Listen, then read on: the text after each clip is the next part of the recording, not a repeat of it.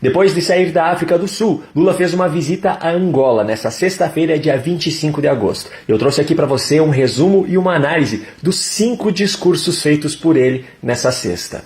No seu primeiro discurso, ao falar sobre desigualdade, Lula voltou a usar uma mentira tão descarada que eu, sinceramente, não sei como ele ainda consegue sustentar essa narrativa. Porque nós temos a desigualdade de raça, a desigualdade de gêneros, a desigualdade de idade, a desigualdade na qualidade da educação, a desigualdade na qualidade da saúde, a desigualdade no salário.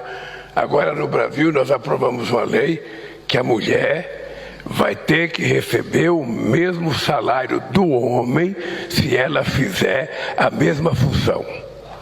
Agora é lei e nós achamos que foi um avanço extraordinário. No, God! Já existia desde 1952 uma lei assinada por Getúlio Vargas que dizia exatamente o seguinte: sendo idêntica a função, a todo trabalho de igual valor prestado ao mesmo empregador na mesma localidade, corresponderá a igual salário sem distinção de sexo, nacionalidade ou idade. Se essa lei já existia, mas isso não estava acontecendo na prática no Brasil, a falha estava no poder executivo, que não estava cumprindo o seu papel de garantir a execução das leis no país. E de 2003 a 2010, Lula foi o presidente da República, o maior representante do poder executivo do país. E podemos somar a isso ainda o período de Dilma Rousseff, de 2011 a 2015, o último ano que ela completou na presidência. Ou seja, ao usar essa narrativa, Lula, além de estar mentindo descaradamente, ainda está atestando a própria incompetência. E essa já deve ser a 5ª ou 6ª vez que eu estou falando a mesma coisa nesse ano.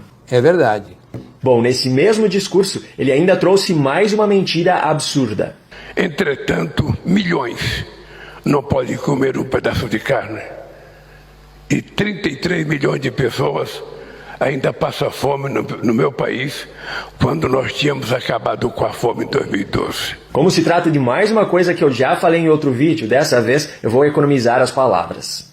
Não, senhor, seu Lula, nem você nem sua companheira de partido Dilma Rousseff acabaram com a fome no Brasil. Esse gráfico do jornal Poder 360 traz as estatísticas da fome no Brasil com base em 3 fontes. O gráfico mostra um histórico das porcentagens da população brasileira que passaram por insegurança alimentar. Grave, em vermelho no gráfico, moderado, laranja no gráfico e leve, amarelo. E olha só, esses números nunca estiveram zerados. Chegaram sim ao seu menor número em 2013, mas ainda eram 4,2% dos brasileiros em situação grave, o que correspondia na época a mais de 8 milhões de pessoas. E 8 milhões de pessoas, seu Lula, é bem diferente de zero. Pelo amor de Deus, cara. No segundo discurso de Lula em Angola, mesmo lendo um discurso escrito previamente, ele não deixou de atacar a gestão anterior.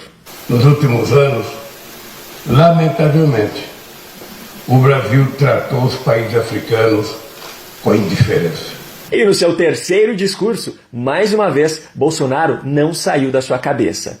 Apenas nos últimos tempos, quando o país foi tomado pelo ódio, pela fake news e pela mentira, um presidente que não gostava de ninguém.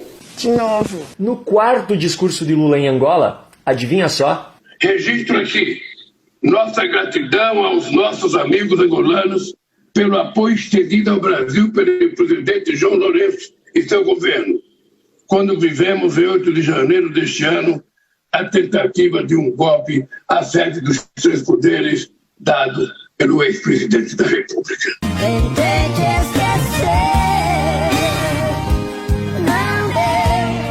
O interessante é que dias atrás, no Rio de Janeiro, a versão Paz e Amor de Lula falava sobre o denuncismo. Esse país, às vezes, é tomado pelo denuncismo. Às vezes nós gostamos de denunciar e fica a denúncia pela denúncia. Às vezes denuncia, ninguém prova nada. E quando uma pessoa é denunciada, não adianta depois pedir desculpa, porque a desculpa é pedido pessoal, a denúncia é pública. E é muito complicado. A pessoa que faz a denúncia não paga nada, não tem nenhuma responsabilidade. Você xinga o cidadão de ladrão, você diz que ele errou, e depois você não prova e não acontece nada com quem acusou. E quem foi acusado carrega para o resto da vida naquela cruz. Mas isso era lá naquele discurso. Agora ele acusa sem dó e, é claro, sem provas. Tá pensando o quê, filho? Rapadura é doce, mas não é mole, não. No quinto discurso de Lula em Angola, ele veio com essa. Eu não sei se vocês percebem, até no mapa mundi, parece que a Europa é maior do que a América do Sul, maior do que o continente africano. Os Estados Unidos aparecem desse tamanho, a América do Sul aparece pequenininha. Ou seja, é para, com ilusão de ótica, enganar a cabeça de milhões e milhões de pessoas no planeta Terra.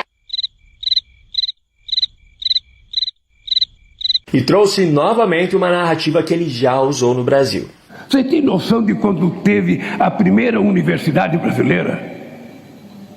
Alguém aqui em Angola se preocupou em saber disso? Não, porque nem nós brasileiros nos preocupamos. Senão nós tínhamos brigado. A primeira universidade brasileira foi feita em 1920. E foi feita porque o rei da Bélgica ia visitar o Brasil e o rei precisava de um título de doutor honoris causa. E eu também já falei sobre isso em outro vídeo. Para não dizer que é falsa essa afirmação de Lula, eu vou dizer que é contestável. A informação na qual Lula se baseia para dizer isso é a de que a Universidade do Rio de Janeiro foi criada no dia 7 de setembro de 1920, por meio do decreto número 14.343. E muitas pessoas consideram essa como a primeira universidade do Brasil. No entanto, no site da UFPR, Universidade Federal do Paraná, existe uma informação diferente. Segundo o site oficial da Universidade Federal do Paraná, entrou em vigor em abril de 1911 a Lei Rivadavia Correia, que retirava do Estado o monopólio da criação de instituições de ensino superior no país. E também dispensava a obrigatoriedade dessas instituições se equipararem às instituições federais. A partir dessa lei foi permitido então que uma universidade pudesse ser criada a partir de uma iniciativa privada. Em novembro de 1911 foi criada então a Universidade de São Paulo e em dezembro de 1912 a Universidade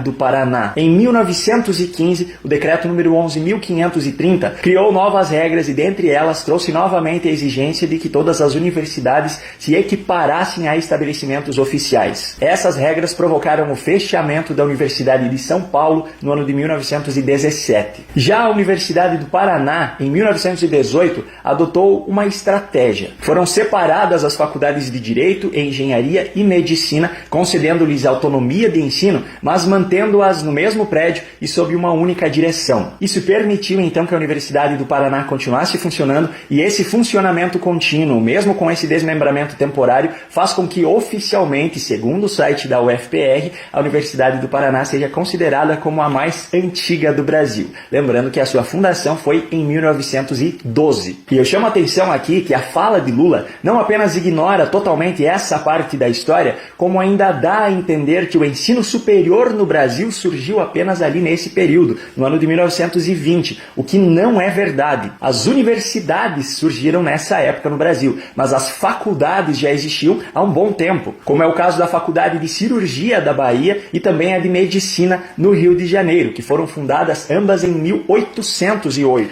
E para finalizar esse vídeo aqui com chave de ouro... Eu não pense que eu sou um frustrado porque sou pobre, não. Não pense. Aliás, a Lava Jato, que tentou me perseguir, me deu um atestado de pobreza. Porque ficou futucando a minha vida, meu telefone, minha conta bancária, dos meus 5 filhos, invadiu minha casa, foi para a Suíça, foi para o Departamento de Justiça dos Estados Unidos e não me encontraram $1. Não encontraram 1 centavo. Mas não tiveram coragem de reconhecer porque já tinham mentido muito para a sociedade brasileira.